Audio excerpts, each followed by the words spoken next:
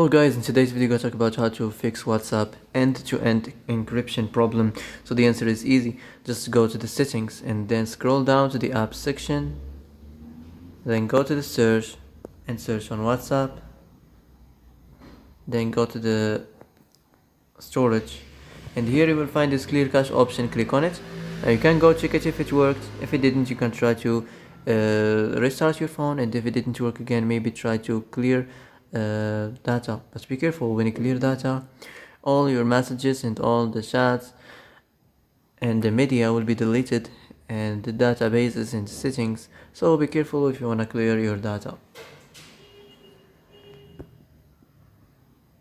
So that's it for today's video. I hope this is the answer you've been looking for. And if you like this video, don't forget to like and subscribe, and see you in the next video.